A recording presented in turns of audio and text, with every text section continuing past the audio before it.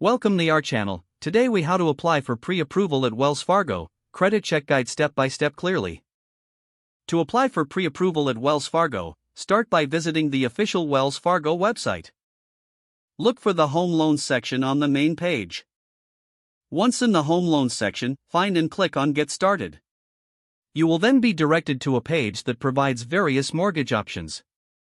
Select the option that suits your needs, such as purchase or refinance. Next, locate and click on the pre-approval button or link. You will be prompted to input your personal information. Fill in details like your name, address, and social security number.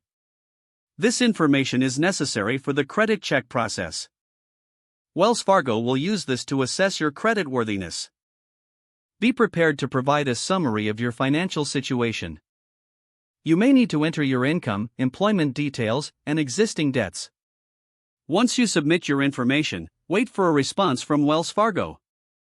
They will usually provide feedback within a few minutes to a few hours. If approved, you will receive a pre-approval letter. This letter outlines the amount you may borrow and the loan terms.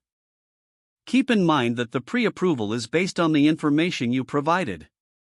After receiving your pre-approval, review the letter carefully.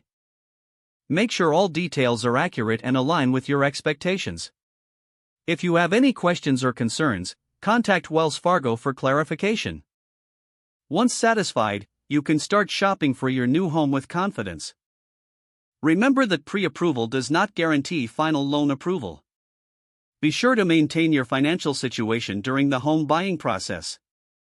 This includes not taking on new debts or making major purchases.